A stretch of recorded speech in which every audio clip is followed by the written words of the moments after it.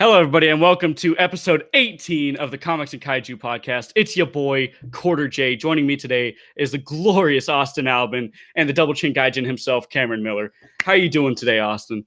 What's up, man? I am doing good. It is another wonderful Sunday in the Comics and Kaiju community, and we are ready to rock and roll with another banger as always, dude. Double Always chin. ready to go, man. My man, what is up? I'm doing all right, man. I'm doing dandy. Doing fucking grand. Dude, he's got what is that? Is that a fresh cut I see? That a fresh I like cut? your cut, G. Shout out to my boy Vinny. My boy Vinny for hooking me My up with cousin the fade. Vinny, bro. Cousin Vinny. Hooking me up with the fade. Anyway, today we are reviewing Son of Godzilla 1967 and Scarlet Witch Volume 1, The Witch's Road. Yes, we are joining the hype train for WandaVision. I'm going to let my boy Austin take it away with just what is Son of Godzilla? Man, Son of Godzilla is absolutely a interesting entry into the Showa era films. I'm trying to be delicate with this because as putting it lightly. Ebera Horror of the Deep was my hot garbage that I loved and I consumed with a passion.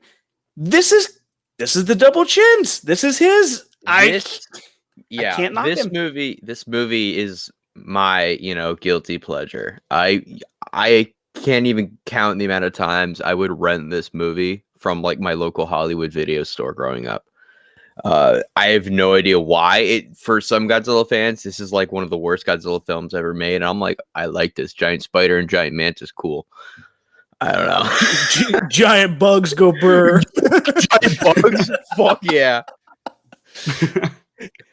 Hey, I can't knock you, man. I loved the movie with a giant lobster. So sue me.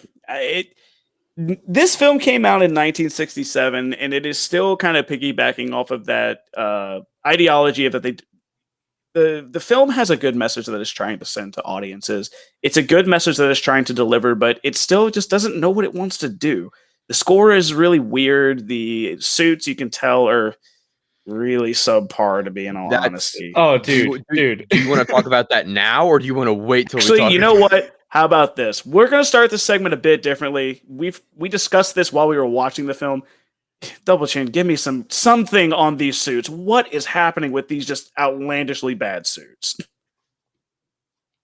I need some answers, man.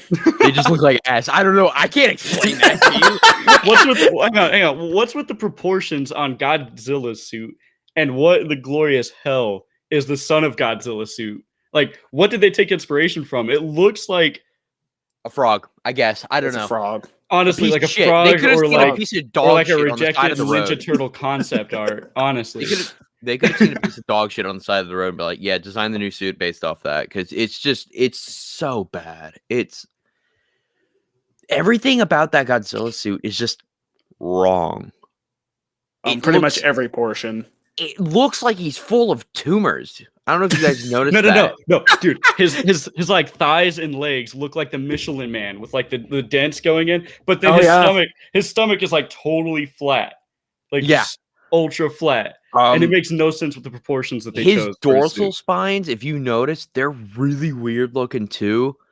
They're also very floppy. It also shows the very poor quality and the dip in budget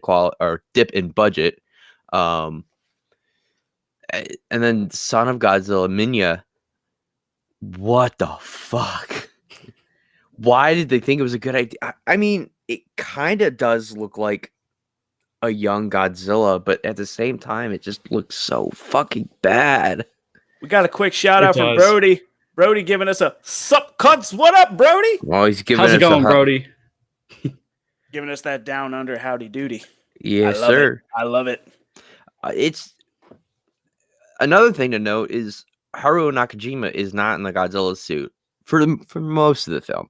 He does do all the water scenes, and he is our OG Zilla man. Yeah, he is Godzilla. I don't give a fuck what anyone says. That's the man. They chose a different actor because they wanted someone taller to, like, I guess make it seem more like a parental figure next to baby Godzilla. Makes sense. I mean, I can see where they were coming from, but Well, you got to think about it. At what cost? Well, yeah, also another thing to point out that I wanted to say was remember how we talked last week? How we were talking about how the Ebra episode, we were speaking on how the suit was going to be seen in this film. Was that the same suit from Ebra in the water scenes at the beginning of the film? Yeah. Yes, same exact suit. Yeah, it's definitely, you're seeing that wear now. Yeah, you'll see that suit in 2 more films. In 2 more? Yes, you will see it. Oh. They use that suit for all the water scenes in Destroy All Monsters, and you'll see it in Hedera. And I think you even... Yes, you see it. Like, it's very hard to tell because it's at night and he's very far away, but it's the suit for that, and it's also the suit that they use when Hedera unloads his ass on Godzilla while he's stuck in the pit. Dude, Hedera just unloading ass though? Like, that's what I'm gonna call it. It's unloading his sludge. I don't know, just dumping ass on Godzilla. You heard it here, folks. Cameron Miller calling it dumping ass on Godzilla. Yo, they should rename it not Godzilla and the Smog Monster, Godzilla and the fucking Wagon Monster, dude. Throwing it back at the G-Man.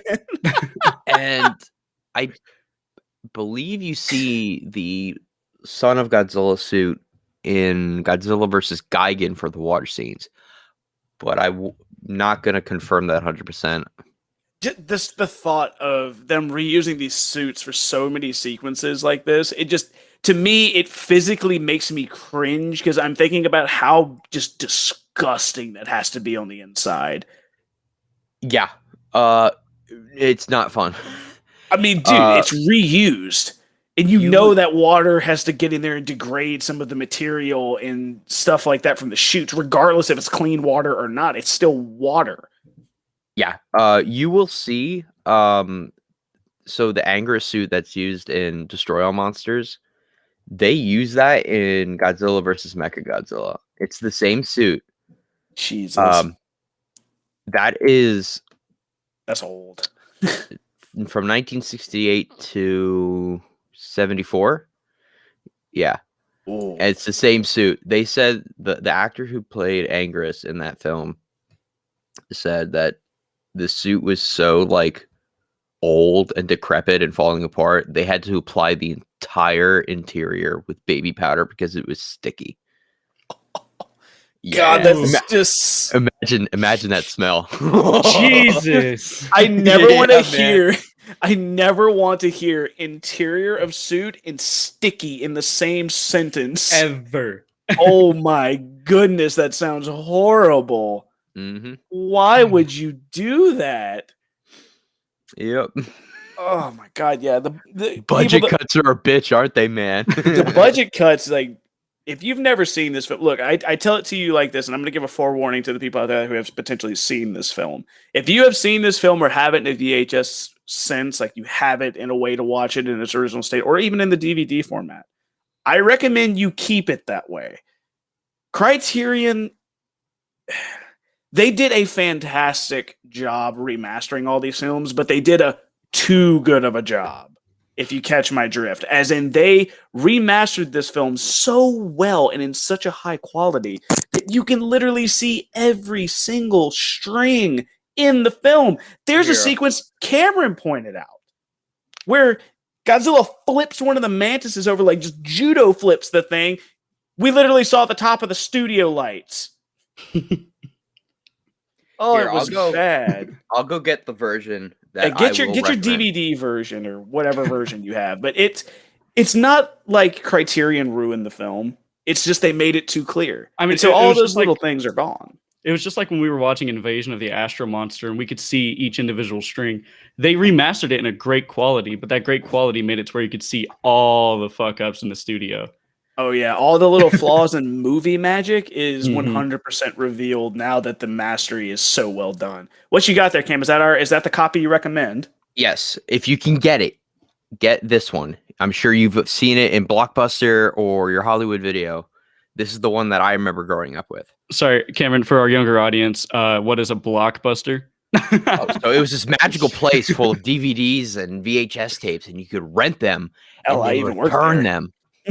I worked there, and it was a blast. And I did not care about it either. It was cool because there was a Pizza Hut down the road. I get calzones there for lunch. It was lit. The only thing that sucks about this is it's notoriously expensive and hard to find.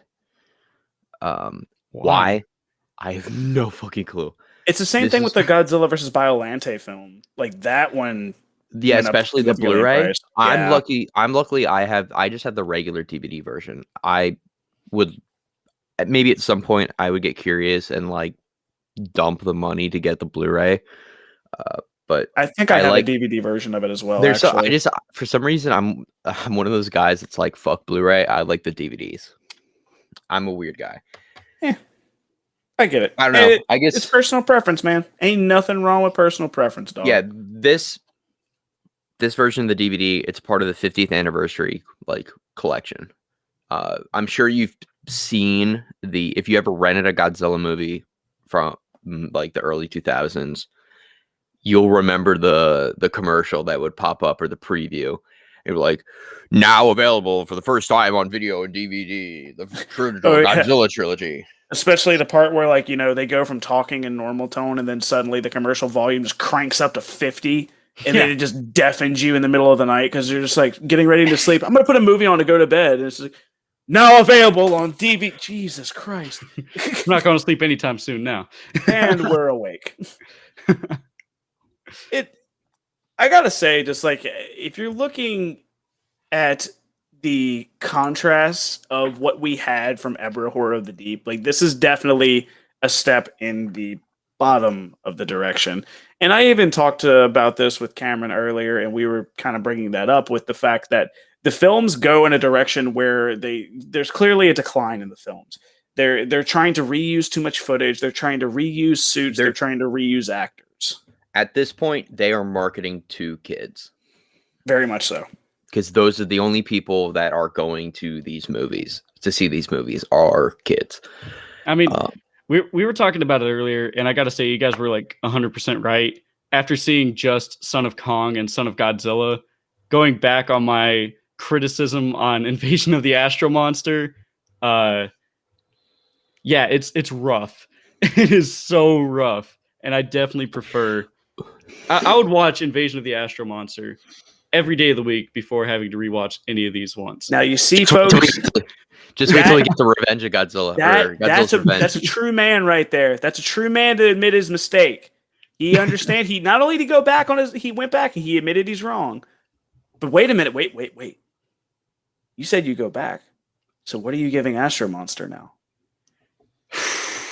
I'd say compared to the type of no, not this. No, just now. All right. I'll say it. Astro Monster was not that bad. I would rewatch it. It's probably like a 6 or a 7. That's acceptable. Acceptable. I'll take that. Cameron's over there uncocks gun. Okay. Cameron's like, all right, and I can lock the gate back. It's all as well. It's fine. It's fine. Got a couple of shout outs here on the pack side here. The one and only Max21 says, "Are you winning, son?" I don't know. I guess. Yeah. I mean, we're winning. Are we winning? I mean, all the time, dude. We're recording. Oh yeah. We're recording. Yeah. It's a win anytime we're live, man. What's up? I do nothing but win. And then Aaron, my dear, Blu-ray is definitely overrated. God bless you.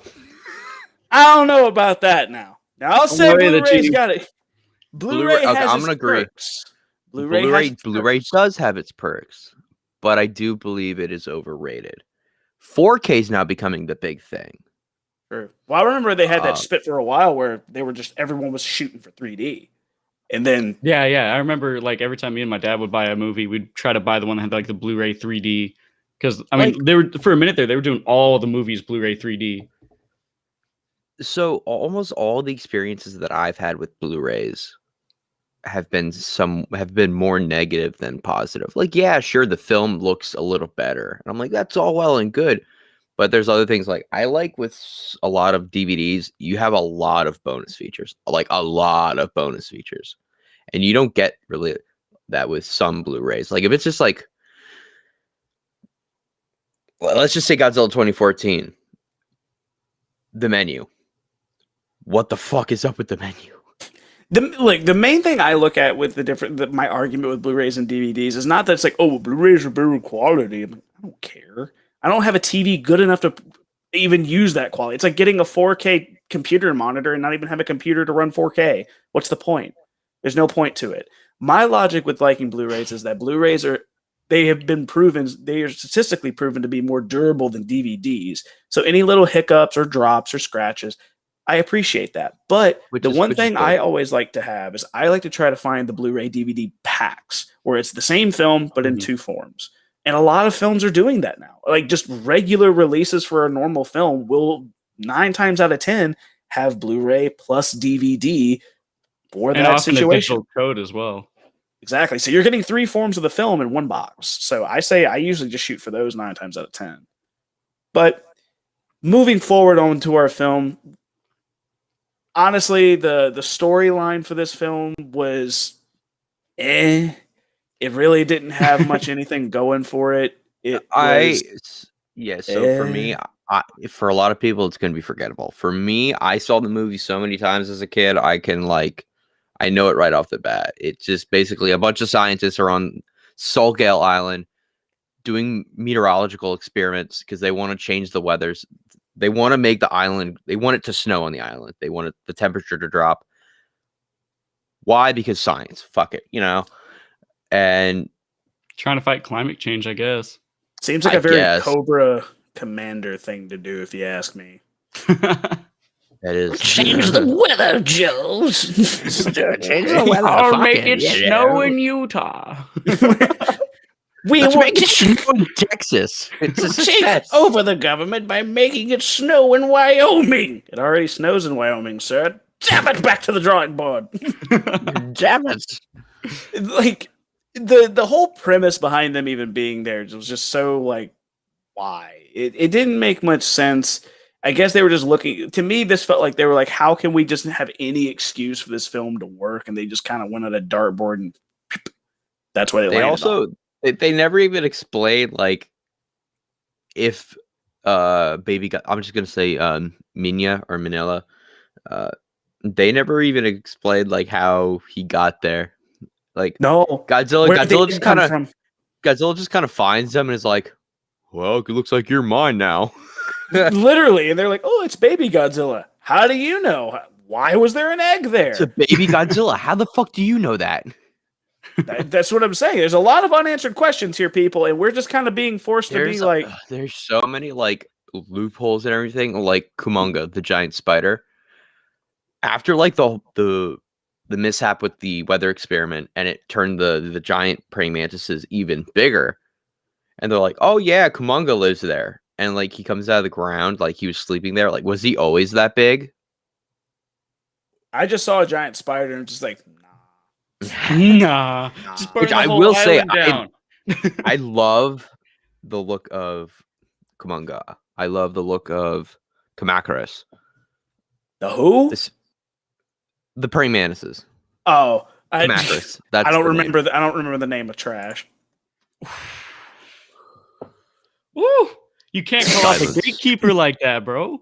You remember that pistol that he uncocked earlier? He's recocking it. He's like, sorry. All right. Cameron's over here like, I'm sorry, I got a light taste of bullshit. My bad. Sorry, there's a slight taste of garbage in my mouth. I'm sorry, like, can I just unplug my headphones for the rest of the episode? I couldn't all I'm hearing is shit. Into the praying mantises, man. I couldn't get into the praying mantises because they were just so weird looking. They were weird looking. They were so goofy. And the noises they made, that like it was they like would just scream. They screamed bloody murder.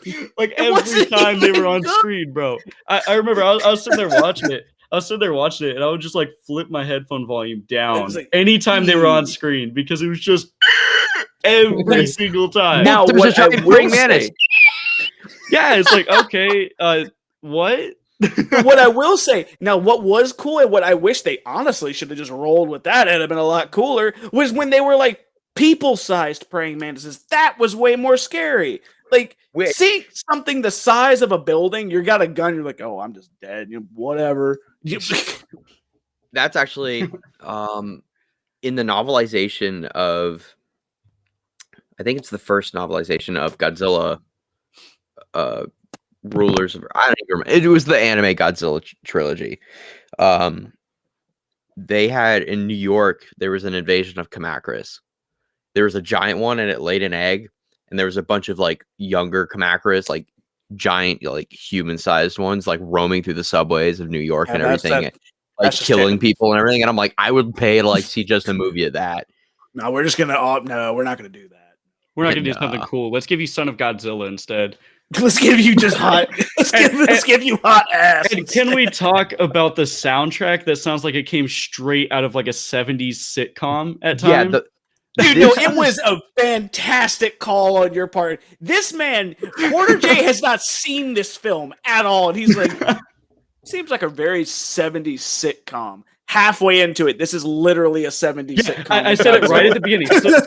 So, guys, the opening credits is showing up, and I'm like, you know what? I wouldn't be surprised if Godzilla just pops out like it's a 70s sitcom and goes. And then, like, that's the rest of the movie, basically. And I was like, why the fuck was I so accurate? Like, yeah, I don't even know if this movie is going in. This is done by Masaru Sato, I think his name is. That's how you say it. Yeah, Masaru Sato. It wasn't done by Akira Ifukube. Very obvious. Just a bit. He kind of didn't want to do anything with Godzilla whenever it came around. So this is what we have now. Whether you like it or not, this is what we get. Yeah, it's but I kind of like it. It's kind of funky. I bet you do. I don't know. Dude, you do. every Horror of the Deep had more funky music than this. Are you kidding me? Are you it's a different kind of funk. Bro, okay. But like, I wasn't expecting the type of like the type of like shitty old movie circus type of like comedy in this. Like in the scene when Godzilla's just trying to take a nap and his like tail is moving, and the son of Godzilla is just like playing with the fucking tail, jumping over it back and forth, and that again weird 70s like sitcom music is playing. I was like, what am I watching? Like I want to see again geared towards I want to see Big Monster go burr, not Big Monster. Dude, you gotta say though, when Godzilla got his hands on one of those praying mantises, oh, dude, when he was going, he just grabs it. He's just bah bah bah bah bah, boom, throws it with fire, and then the other one's just sitting over like.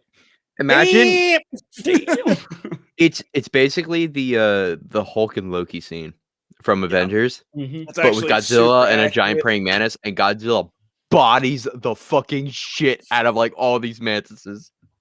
Now we just need Godzilla to like canonically say puny god at and some then point. he beats the shit out of the one, sets it on fire, and the other mantis is just staring there like, it's like, dude, you could either have jumped in and helped or ran away by now. What are we doing, man? all right, I'm out.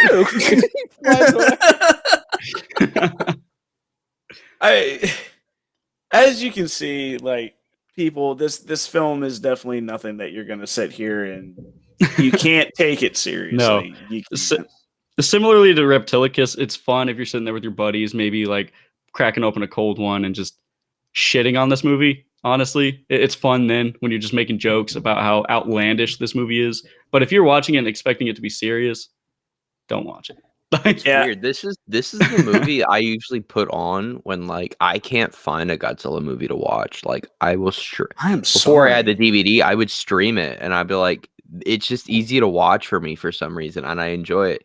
I just sit there, I'll have some popcorn. I'm like, yep, this is a Godzilla movie that I remember. I'm not gonna lie, if like Austin was saying whenever we were having the watch party, if this just kind of fades into like a fever dream, I'd be perfectly okay with it. That's how I remember it. In all honesty, it is a fever dream to me. It's like that 3 a.m. waking up to George Lopez playing on Nickelodeon. And all I could do is just like accept that it's there. I've had that happen to me when I was a kid. Oh no, we unlocked a core memory for Cameron. Facts. I didn't want to remember this. I remember it was like on the CRT television, those big fucking boxy TVs, and it was like 4 in the morning or 3 in the morning. And I woke up to hearing da, da, da, da, da, da. I'm like, what the fuck? My. And I see it. And then just George Lopez staring you with dead eyes, like, eh. And you know they're jumping on like a trampoline or some bullshit to get that like. Oh my God. Like, we got Cameron to not only unlock a core memory, but to get it to his high squeaky laugh voice. That's how you know it's good. Honestly. For those of you that are new, yes, this is a regular occurrence. We can bring Godzilla to George Lopez in a matter of seconds. It happens. It That is happens. the comics and kaijus. George Lopez as a DC villain. Let's make it happen. Let's make it happen. Comparable to Dark Side only. I want a giant George Lopez to fight Godzilla. Dark side George with the Lopez. anti-life equation. Is weaker than George Lopez. Here's 10 reasons why. Welcome to Watch Mojo. Reason why don't watch Mojo George Lopez. 10 reasons why George Lopez could easily wield the Infinity Gauntlet. Welcome to Top 10 Mojo. Why he can snap out the entire universe with no drawbacks. Speaking of like top 10, how the fuck did Godzilla almost lose to this giant spider? I don't know. Well, I mean, then again, we did see Godzilla get its ass kicked by Mothra's like silk attack. So I guess He did get beaten spiders by a still- fucking couple moth larvae. He so. did. He did get beat by a couple moth. I don't know, dude. I'm just saying, bro. This isn't the first time. It's funny, Godzilla's every gotten his time ass Ghidorah kicked by shows up- somebody he outmatches. Come on. Every time Godzilla or Ghidorah shows up in a Godzilla movie, it's like no fucking problem. They're like, "Oh, it's fucking Ghidorah, watch out!" And Godzilla's like, You throw hands, boy. Hands. "A giant sludge monster? Nah, fuck that." Giant beetle, him and a robot gang up on it and like wrong streets that thing. And then Silk. Shit, Just it was slumped. lumber. Can literally take shots from like multiple forms of military fire weaponry of all, even lasers, even though they don't exist. Mm-hmm. Can take laser shots from other monsters, take on a 3-headed serpent alien demon. Yes. Silk. Silk. Silk. That's all it takes. All it takes, bro. Just I can't move. he just my goes. only weakness, my kryptonite is My kryptonite is not being able to move. my Damn. kryptonite. If I can't move, I can't whoop ass. I'm gonna just take a nap. What the fuck? It's so out there, man. Oxygen Well- destroyer who? I see silk. Honestly, Jesus. So let's get into our like actual like rating for this movie. Austin, I'm gonna let you take it away because you cringed the hardest when I said that. Yeah, because I'm trying to be kind to Cameron on this. He was partially kind to me in my hot garbage of loving Ebera, which I'll admit, Ebera's pretty bad. But after watching this in comparison, Ebera not that bad. We're not that bad. And It's then not that bad. there's me sitting here like eating a steak, like, yeah, this is like high quality entertainment, motherfuckers. Oh, yes, I love my garbage. Ladies and gentlemen, the crazed look. Garbage. They call me the trash man. I just started Becoming eating the garbage. Ladies and gentlemen, the crazed look that you just saw in Double Chin Gaijin is accurate to how he sees this movie. That's how he watches these movies. In the watch party. He's just sitting in total darkness, like, yes. The only light from his Listen, man, monitor as he I watches. fucking love this ugly little motherfucker. I love Baby Godzilla so much. No. He's so fucking ugly.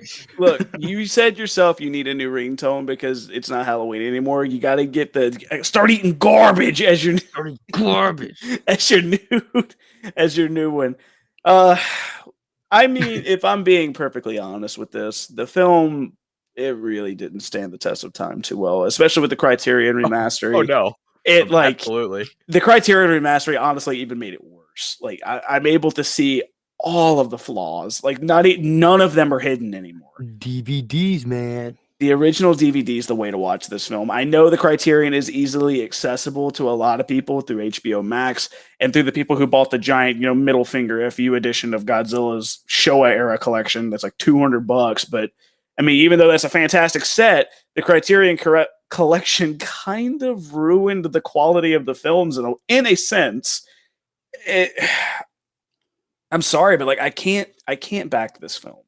I know I usually back a lot of them, mainly through nostalgia and multiple other forms of memory.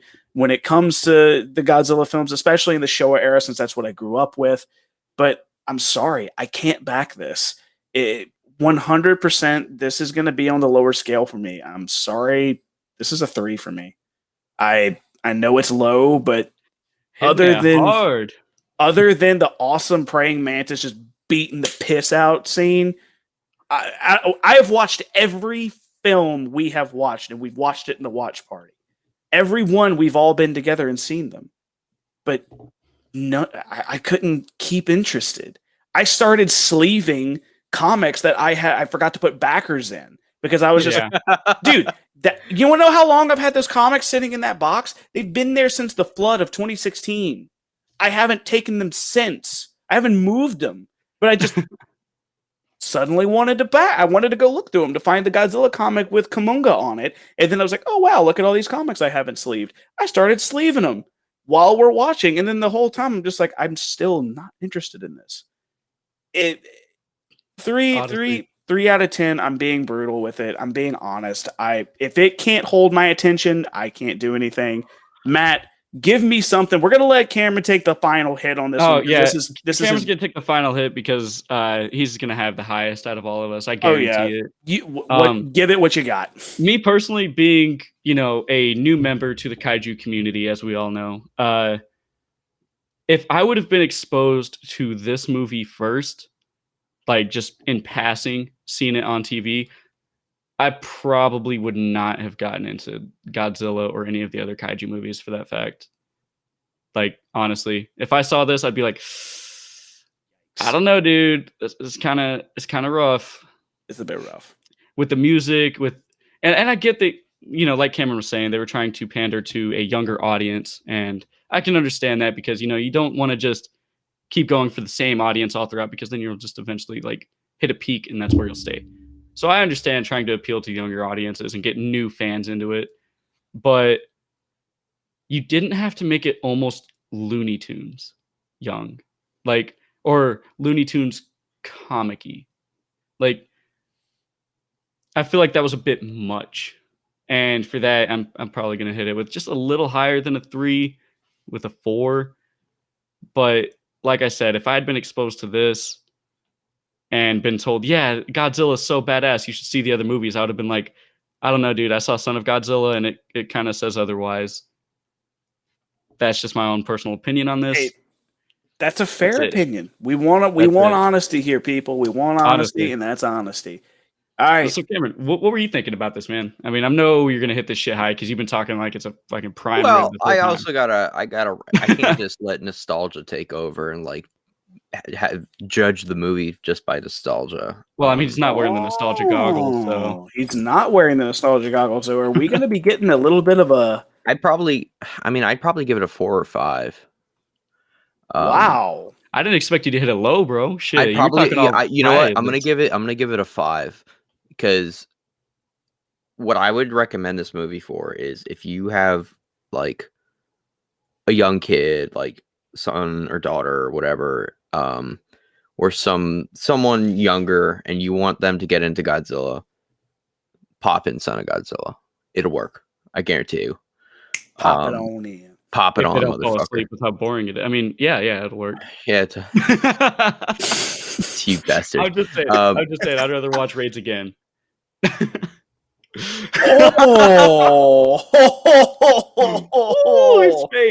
face. I'm playing Cameron. I would not rather watch Raids again. I just want to see your face. Cameron, come back. No, Cameron, you left it. Cameron, no. I was joking. Don't go. That's it. I'm done. I was I joking. can't take anymore. Cameron, come back. I just wanted to see your reaction. I can't I would not this watch abuse Raids again. any longer. I definitely watch this over Raids again. I'm just I really wanted to see his reaction to hearing that.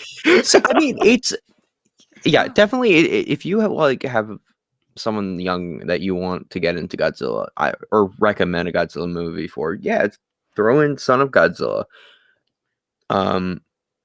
It worked when I was young and stupid. Yeah, it pulled you in pretty hard, I'd say.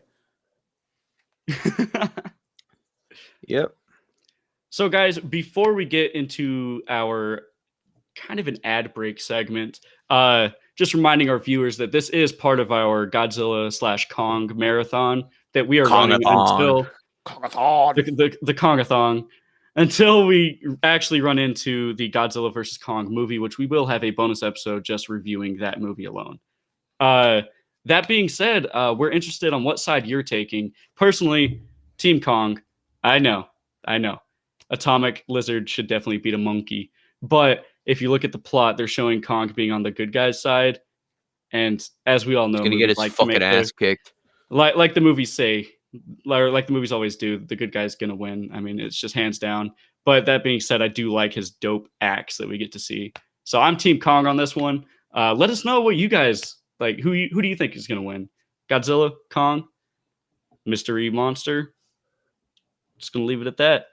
So into our ad segment, make sure and check out TeePublic. We have our merch in the projectlouder.net website. Check out all the other shows. I'm pretty sure the majority of our shows do have merch. I could be wrong. Fairly certain. A very good chunk. I know for a fact Ghoulies Unflushed, Gore and More, Comics and Kaiju, of course. And some OG Do-Back merch is on there. So check it out. Buy some merch. Support your content creators here. That being said, Austin, I see you're wearing your Symbiote Collectibles pin. Yeah. How's it going over there, man? Yeah. It's going great. The Symbiote Collectibles, guys, they are one of the best hookup places you can get. If you need anything collectible, anything that is a comic, potentially a kaiju, or any other thing that tickles your fancy, Symbiote Collectibles, they got your back. I still have not placed this sticker on anything yet because it is still my favorite way to promote them because there's the logo, man. The logo is so sick. The logo is very dope. I like that the tongue makes the S and the C. Absolutely. Cam's got all of his symbiote stuff hooked up. I still have my Django hanging on my desk. Got one up Absolutely, there. guys. So got one there. Getting into the comic section of this is our first Scarlet Witch comic. Yes, we are hopping on the WandaVision hype train, similarly to how we did the Vision comic back before the show started. For me personally, this is not my first Scarlet Witch introduction in the comics for myself. I've read many comics that have featured her, House of M, Avengers vs. X-Men, things like that. First solo. This is my first solo. This is my first independent Scarlet Witch front and center, only type thing. She's the only big name in it. It's quite the interesting story. Basically, she senses this disturbance with the Force. With her magic. The Force. Exactly. She senses this huge disturbance in the magic. She thinks it's being tainted and corrupted somehow. So she sets off on this journey going all the way around the world, fighting some dude that's enchanted to become the Minotaur. That was such a good segment. The Minotaur. Yes, the Greek Minotaur. Yeah, not a Minotaur, the Minotaur. The Minotaur. And it was such a cool fight scene, in my opinion. We got to see the Greek goddess Hecate, I think is how you pronounce her name. Could be wrong. honestly, don't really know. She plays a very minor role in this. She basically just kind of tells Wanda that she's on her own and that you're a deity. Yeah, help me. She goes from the Pantheon, the Pantheon, to running a coffee shop somewhere in the middle of nowhere. So, damn, COVID hitting them hard in Greece, man. COVID definitely hitting them hard. She down bad. She down bad. She's no longer having some great epic adventures. She's just making coffee for hipsters. The thing that bugged me about that segment, what is it's they made it out to be a Greek deity, this deity, not just a Hercules kind of deal, but a legit deity, a straight up god. A straight up god is able to just not only that, but the god of witchcraft, the god directly tied to magic. and witchcraft. Very high tier. This is a very high tier person is able to just turn it off. Be like, yeah, I just don't want to do it anymore. She just Done. She just pulled a Luke Skywalker. Instead of living on some weird planet, she just opened up a coffee shop. She just left. And I don't understand how you can do. And the thing is, like, it's not as if the gods weren't commonly accepted in the Marvel universe at this point, because Hecti. That is how it is pronounced. Pronounced Hecti. I appreciate that. I definitely said that wrong. You idiot. Stupid. leave it to Cameron to be the gatekeeper of the crew. Anyway. So anyway, she just goes from like major god in the pantheon to coffee shop owner in a universe where it is common for major gods to be in the spotlight, like Hercules, like Ares. And she even mentions that both of them turned around and became like superheroes and well known in modern society as real. So it's not like they would be, I guess, persecuted or like deemed fake or whatever. Appreciate it, Aaron. So it's not as if they would be deemed like fake or just anything like that. She had the opportunity to become big in the modern world, become worshipped again or whatever really gets them going. But she chose to open a little coffee shop in the middle of nowhere. And I was very confused by that because I feel like it would have been awesome to see a heavy hitter like that. I mean, literally the goddess of witchcraft. But instead we see her as coffee shop owner. Into the next segment. Oh, go ahead. I just wanted to comment on that segment specifically. The main thing that I really enjoyed about that segment, I do think that was kind of annoying that we have this giant deity just essentially decide to just up and be like, nah, I don't feel like it kind of thing, which I will say is a bit, doesn't really make sense. It's kind of annoying in a way, but I gotta hand it to the art style, and that is what drew me in, and that is still, when we get to our rating system, that is my favorite segment. Dude, like, the art style... The art style is so amazing. And if you look at the notes, I mean, there's a whole list of people who did the art for this. Like, usually we have like one or two artists. This one has a list of artists. Like, It just keeps going. And anyway, back to the comic. So after that, she kind of leaves. It starts alluding to the main bad of this kind of story arc that's going on, which is the Emerald Warlock. They kind of hype him up because he just kind of passively kills Hecti. So he just kind of passively kills Hecti, like absorbs her.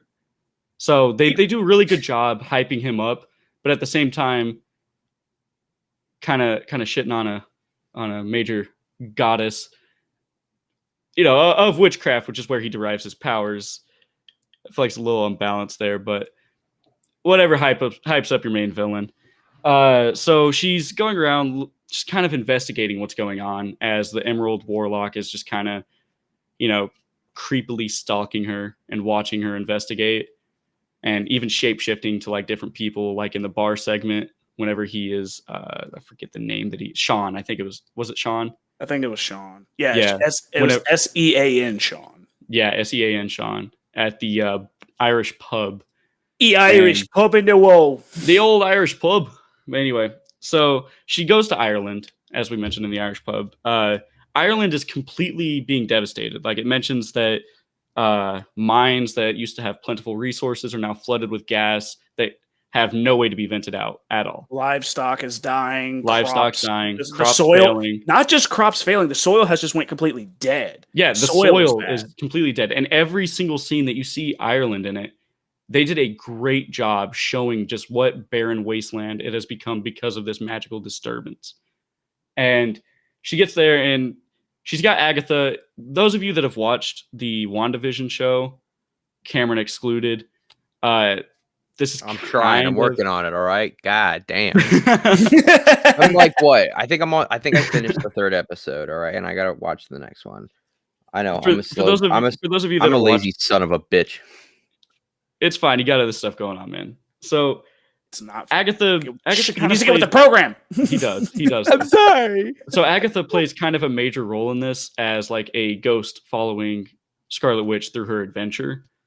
And it does kind of allude to the fact that Agatha believes that Scarlet Witch killed her, but Scarlet Witch truly believes that she did not kill Agatha, which I'm I would sure like to read how that happened. How did that transpire? Where did that come from? I know it's got to be from a story previous, but I would like to see how. Where did that come from? Because Agatha, through this entire thing, was such a fun, was such a fun character addition. Mhm. She brought good backstory and like a guiding figure to Wanda, and it made her feel like instead of being this like bitter rival that we see in the show, we're getting more of a, hey, reluctant friendship almost. kind of. It really felt very like Goku Vegeta-ish. Yeah, Like I could understand villains that. at first, kind of like friends that care about one another, but are also like Mhm. not really kind of thing. Respected. They respect one another, Mhm. but they actually have, you can tell they have formed some sort of a close bond since pretty much Agatha's haunting Wanda. So she sees her all the time. Mhm. So, I mean, it's what do? You just sit there and be, mean the entire time, or do you learn to live with it? And as is the common theme with the MCU version of Scarlet Witch as well, this comic does touch a lot on Wanda's mental state. She's even taking medicine for depression. And she often remarks on her own sanity as if she's losing it. And like I said, they bring it up a lot throughout this comic. And I feel like it's great to mention it because she's always perceived as kind of like a villain or anti-hero, even though she's an Avenger. And even though she has done many things to try and save the world, she also has done many things that have rightly given her kind of a distasteful public image. And in this comic, you kind of get the feeling that she's trying very hard to repair that public image that she has, where everybody hates her. She wants to show them that, hey, I'm not that person anymore. I'm trying to be the hero that I believe I should be. And that's kind of why she sets out on this mission. She's like, the Avengers, they can't handle a magical thing like this. She's like, it's got to fall to me. If I do this, it might be able to help my public image. That being said, in this comic, there's not so much that goes great for her. She does destroy an Irish pub and not even like try to repair it or pay for damages. She just kind of levels that bitch and like, all right, I'm gonna head out, opens a portal to the Witch's Road and just strolls on down. You better not be coming here messing up me pub. Messes up the pub. What are you doing messing up me pub? Yeah, I gotta go. I fucking told you this was gonna happen and you just did it. And rip to that guy. He was just living a simple life. He was like, "Can you just leave my pub alone? I don't want it to be leveled. I've been just minding my own business." He kind of got screwed out of that whole scenario, in all honesty. He really did. This guy got he took the fattest L out of everybody, except for that one African dude that got thrown like into the atmosphere by Emerald Warlock. I want to be a pilot. You got it, Chief. Yeet. Yeet. There he goes. Look at him go. Look at him go. So Also, I would just want to note, I fucking love the art styles that are in this. Yeah, so Cameron is the pickiest on the art styles for the comics that we've read so far. So hearing him say that he loves the art style for this is very high praise. Like Especially I said, the second one. Oh, baby. Yeah, like I the said, second one was very good. the art style for this, it's some top tier. It is Also, very well drawn. Shout out It's to so my detailed. Minotaur boy. Minotaur boy just loses his powers. I don't want to do it. Just full sends off a cliff. So what happens is Scarlet Witch is fighting the Minotaur, and she's like, "You're not the actual Minotaur. You're just enchanted. You're just a man bull. You're just a man bull C-lister." So he's like charging at her, and she's just like, no. Reverses the hex on him, just strips away the Minotaur powers, and he's just like, "I was a god. Now I'm nothing." And she expects him to attack. She's like, protection shield, nothing that he could break. And he just runs off a cliff. Just fucking full sends, kills himself. I'm like, I was not expecting that. I really was pissed not. at her. I was expecting him to be pissed at her, try charging at her, and we get to see like a badass Scarlet Witch moment where she just creams his ass. No, off the cliff. I was expecting one of two things: a fight, or him to just like fall into submission of knowing he's fully defeated. Was not expecting a full just send it off a cliff and done. That was unexpected. She even looks over and goes like, "What badass?" the fuck?" She just looks like Scarlet Witch is just sitting there with her shield, and she's like, "When's he gonna charge it? Where's he? Is he going off a fuck? Yo. Oh shit! Pops up the shield, goes over. What the fuck? You good? You good, homie? Looking down like Black Widow, fucking getting the Soul Stone. Like, Artificial blood.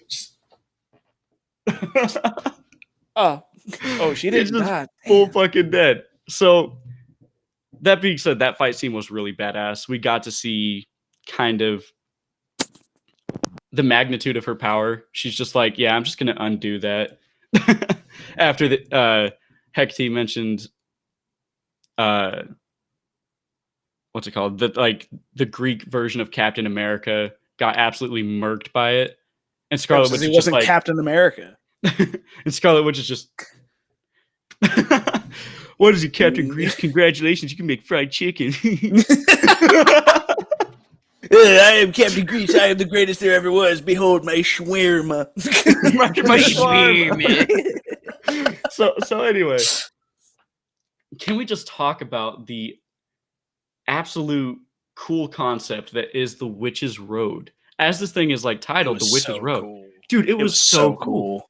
It was so badass. Like she like gets into this and she's like, yeah, it forks down light, dark to the different goddesses' realms, to the different gods' realms, stuff like that.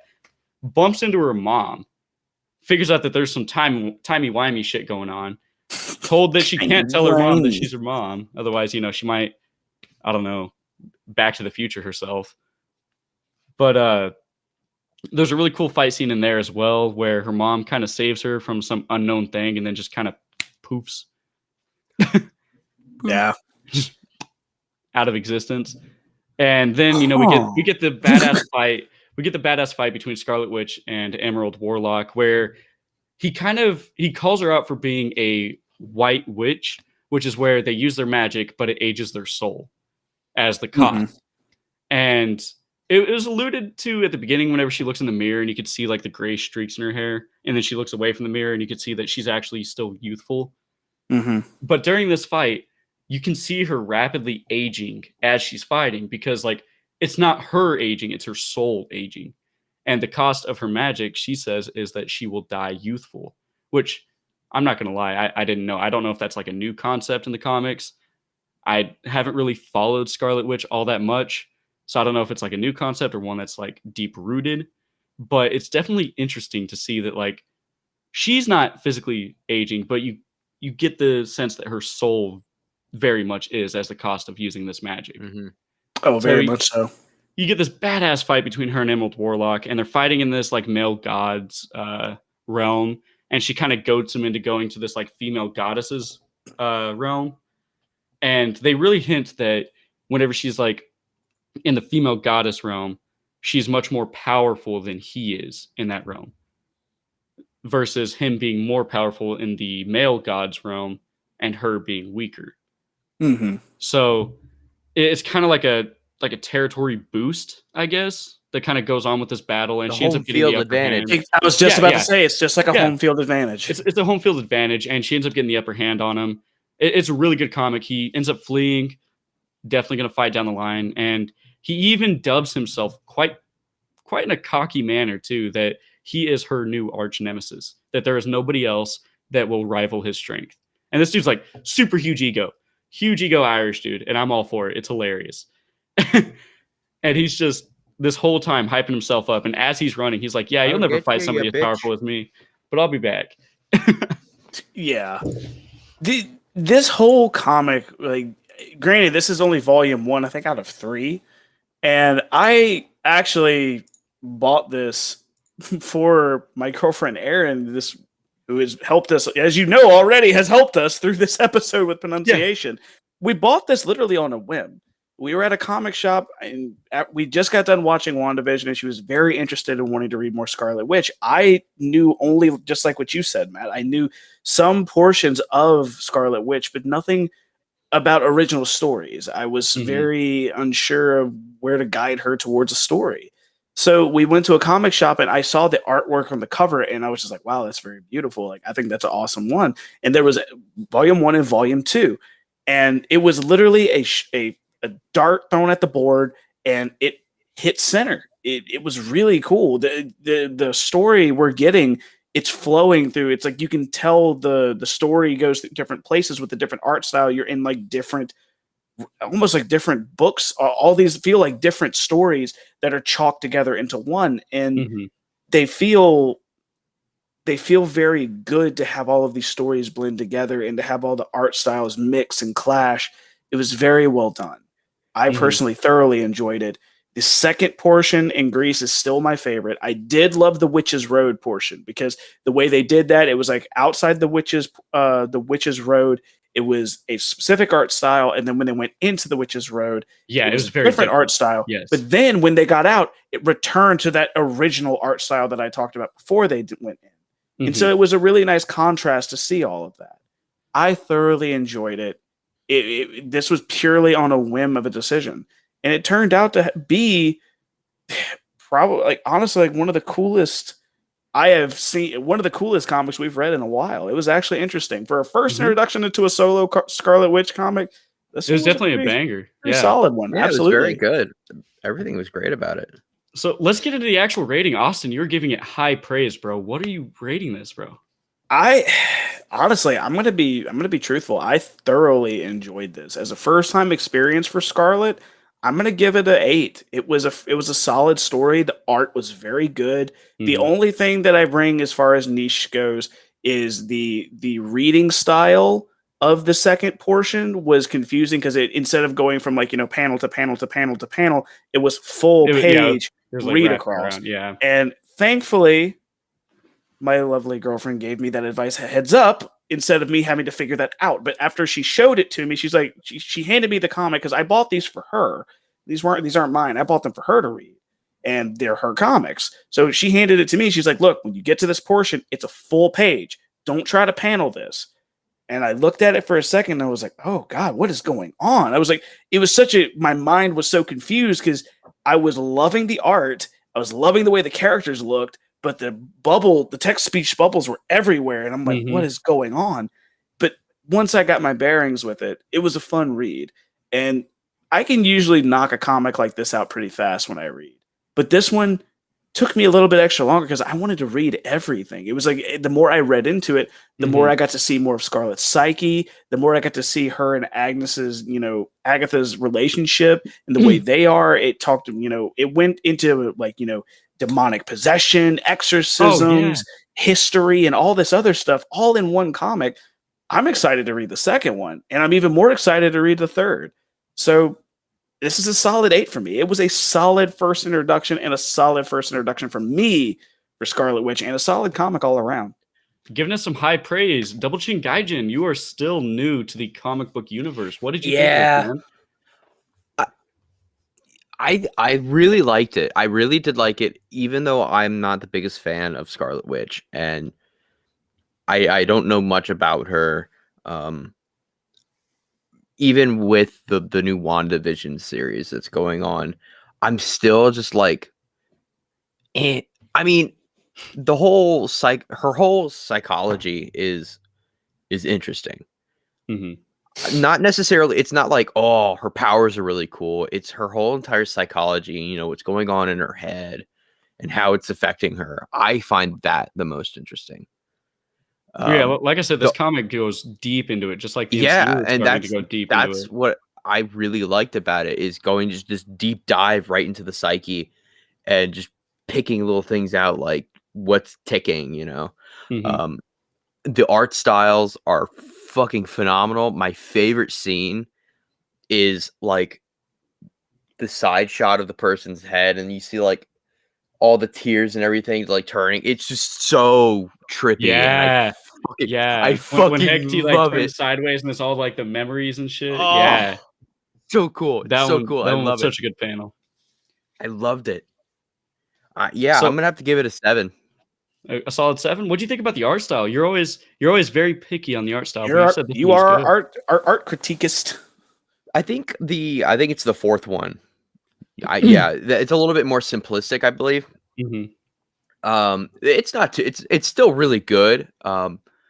But I probably have to say my favorite, I'm gonna call it segment, is the second one, where in Greece, in Greece, where I was saying like the whole tears and everything turning into all the memories. That is awesome. It felt like an album cover. It really did. Like, it's beautiful. You could frame that it's just so fucking cool. You I can just frame can't that get with over no that. context that- in your wall, and I guarantee everybody's gonna be like, "Dude, what is That that?" It's so one cool. fucking Yeah, page is so cool just from the art style alone. Agreed. Because I really love trippy artwork. I love, seeing something turn into something else, and it just I just can't get over it. I just can't. So you guys both giving it 8s and 7s, man. I gotta say, for my first like solo Scarlet Witch, and with how great the art was, like I said, the story blended very well. I like the way that they hyped up Emerald Warlock, even though I feel like there's a bit of a power difference between him and literally the goddess of magic. That's the only thing I'm very curious about, because he's seen very nonchalantly just absorbing the goddess of witchcraft instead of there being like a really badass fight to hype it up. He's just like, yeah, by the way, I killed her. Like, and it's just, I feel like they did a really good job hyping him up. Like I said, it's kind of weird that they did it in that sense. It would have been cooler to see like a big battle between him and Hecate. That being said, I really enjoyed just the amount of fight scenes in this. Like you said, the exorcism, bro. The exorcism was so good. And just the blend of the art going through it all, the Ireland segment, the Greece segment, finally the Witch's Road segment.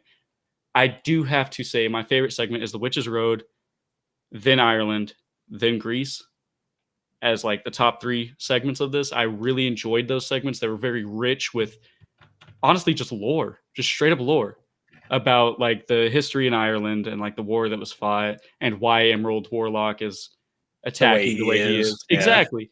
There was a lot of lore building in this one, and it was very enjoyable, and it wasn't in a way that made you bored at any moment. It was always engaging.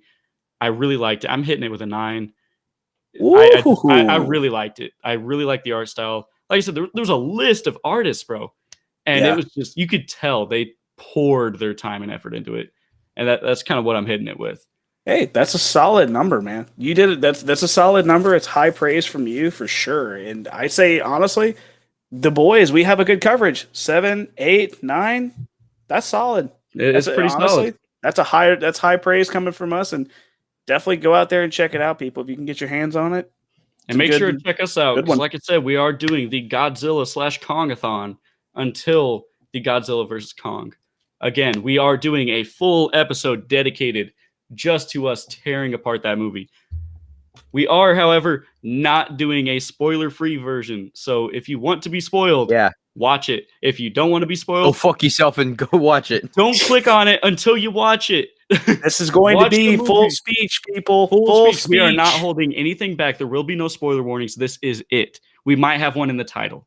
The title will be a warning. We will have a warning in the title to let people know, because we are going to talk about all of it. Everything. We will expose the deep plot, any secret villains, anything that goes down. We are talking about it. Fair warning. I already got 5 tickets. So go see that movie.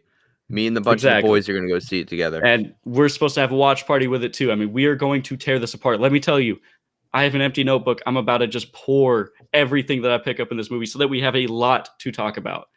Be ready, people. This is going to be a full Godzilla versus Kong special. So instead of you getting a comic, you're getting all the details. The whole episode's dedicated to it. No comic in that episode. It's just going to be Godzilla versus Kong. That's it. Absolutely, guys. And as always, Comics and Kaiju ends their segment with a shot of tequila.